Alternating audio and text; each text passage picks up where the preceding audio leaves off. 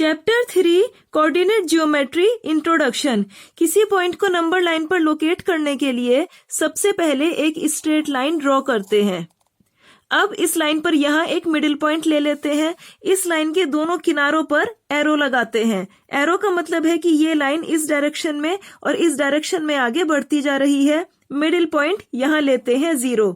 अब 0 की right hand side में 0 से स्टार्ट करके सही 1 सेंटीमीटर की डिस्टेंस पर पॉइंट्स ले लेते हैं। ये डिस्टेंस ली है हमने 1 सेंटीमीटर, इसको हम 1 इंच भी ले सकते हैं या फिर कोई और मेजरमेंट। बस इन पॉइंट्स के बीच में डिस्टेंस सेम होनी चाहिए, तो यानी यूनिट कोई भी हो सकती है, तो इसीलिए ही हम इस डिस्टेंस को कह देते हैं 1 यूनिट। 0 की राइट हैंड साइड में हम पॉजिटिव नंबर्स लेते हैं इन पॉइंट्स पर, जैसे 1, 2, 3, 4, 5, 6, 7। ये नंबर लाइन आगे बढ़ती जा रही है, यानी 7 के बाद 8, 9, 10 इसी लाइन पर हमें आगे मिलते जाएंगे। 0 की लेफ्ट हैंड साइड में भी हम 0 से स्टार्ट करके सही 1 सेंटीमीटर की डिस्टेंस पर पॉइंट्स ले लेते हैं। लेफ्ट हैंड साइड में हम नेगेटिव नंबर्स लेते हैं, जैसे -1, -2, -3, -4, -5, -6, -7।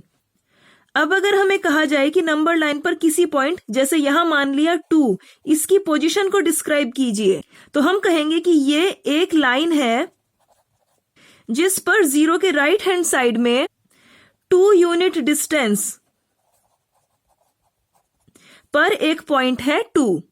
लेकिन कई बार ऐसा होता है कि किसी पॉइंट को डिस्क्राइब करने में हमें एक लाइन से ज्यादा लाइन की जरूरत पड़ती है, तो इसी को समझने के लिए अब हम कुछ एग्जाम्पल लेते हैं। तो फर्स्ट सिचुएशन है, ये है एक मेन रोड जो ईस्ट वेस्ट डायरेक्शन में जा रही है। ये अगर ईस्ट वेस्ट डायरेक्शन है तब ये होती है नॉर्थ और साउथ डायरेक्शन। अब जिस पर यहाँ कुछ स्ट्रीट्स बनी हुई हैं, जिन पर वेस्ट डायरेक्शन से स्टार्ट करके नंबरिंग पड़ी हुई है, यानी स्ट्रीट 1, फिर स्ट्रीट 2, स्ट्रीट 3, 4, 5, 6, 7, 8। इन सभी स्ट्रीट्स में हाउसेस बने हुए हैं, जिनको यहाँ डॉट से रिप्रेजेंट किया गया है। इन सभी स्ट्रीट्स में हाउसेस पर 1, 2, 3, 4, 5 ये नंबरिंग की गई है। अब अगर हमें किसी फ्रेंड के यहाँ जाना है और हमारे पास केवल 1 इंफॉर्मेशन है कि उसका घर स्ट्रीट नंबर 2 में है, तब क्या हम उसके घर आसानी से पहुंच जाएंगे? लेकिन अगर हमें ये एक इंफॉर्मेशन और हो, यानी हमारे पास टोटल 2 इंफॉर्मेशंस हो कि उसका घर स्ट्रीट नंबर 2 में है, साथ ही जो उसका हाउस नंबर है वो है 5, तब हम उसके घर आसानी से पहुंच सकते हैं, जहां पे इस हाउस को हम रिप्रेजेंट करते हैं H से।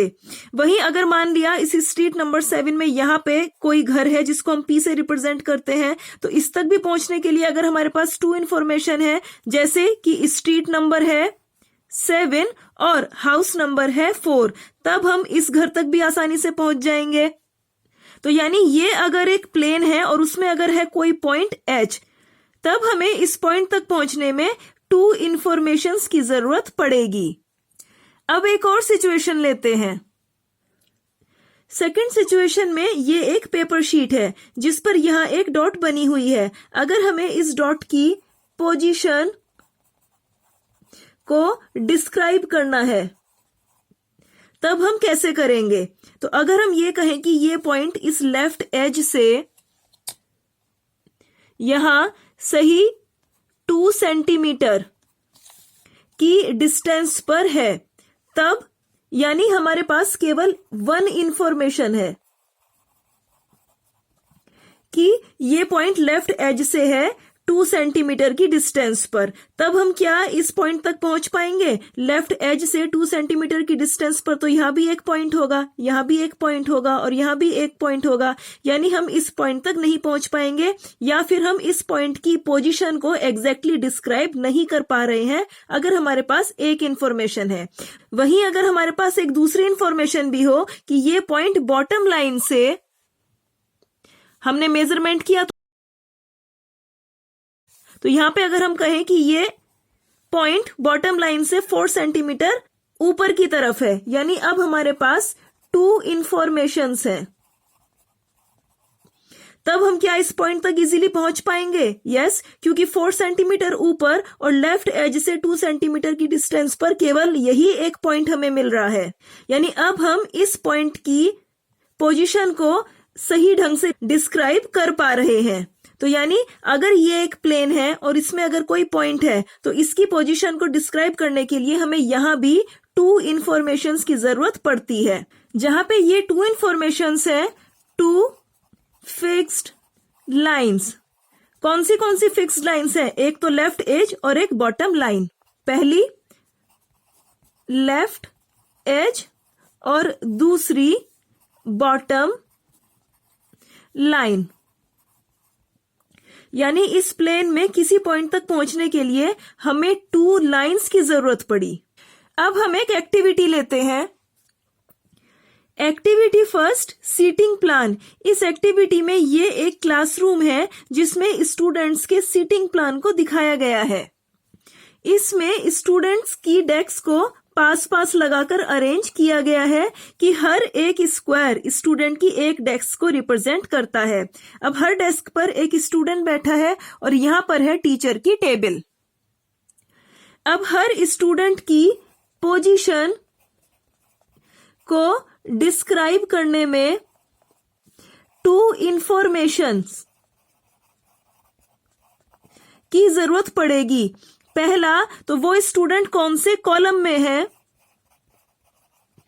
और दूसरा वो स्टूडेंट्स कौन सी रो में है। जहां इसमें ये वर्टिकल लाइन यानी पिंक कलर की लाइन, ये तो है कॉलम। तो जहां इसमें 1 2 3 4 अप टू 10 कॉलम्स हैं और ये जो ग्रीन कलर की लाइन है जो कि है हॉरिजॉन्टल लाइन, यानी इसमें टोटल 1 2 3 4 5 6 7, यहां इसमें 7 है रोज।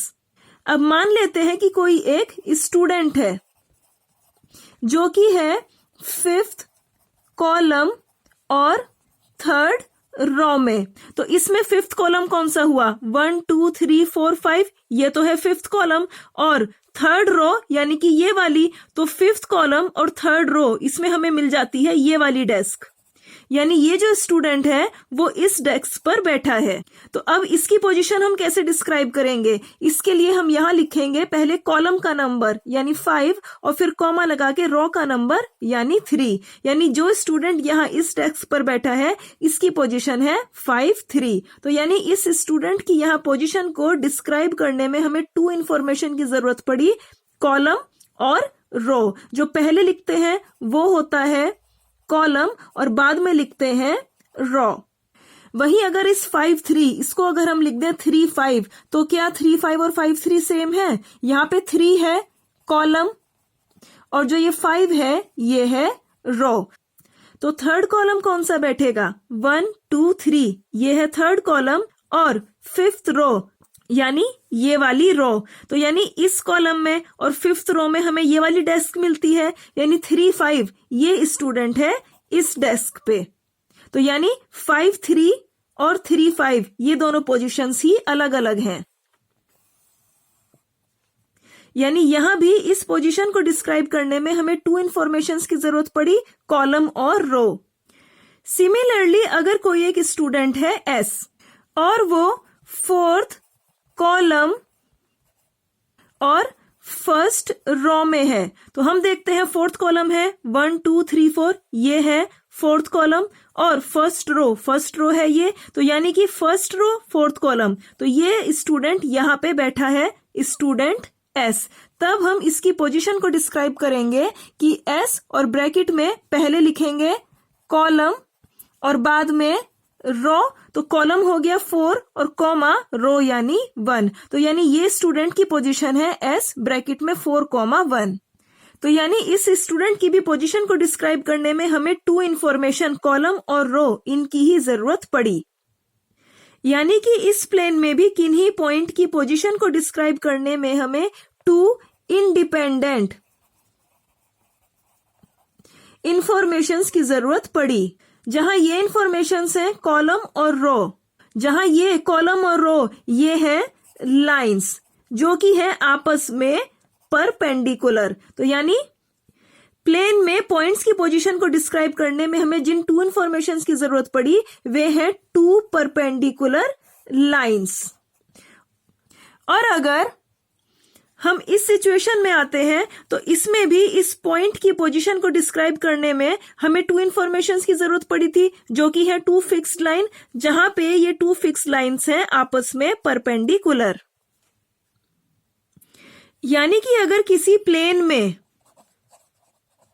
कोई पॉइंट है तब इस पॉइंट की पोजीशन को डिस्क्राइब करने में हमें टू इंफॉर्मेशन या फिर टू परपेंडिकुलर लाइंस की जरूरत पड़ती है। इसी बेसिक सिंपल आइडिया से ही मैथमेटिक्स की एक ब्रांच का राइज हुआ जो कहलाती है कोऑर्डिनेट जियोमेट्री। इस लेसन में हम इसी कोऑर्डिनेट जियोमेट्री के बेसिक कॉन्सेप्ट्स को समझेंगे।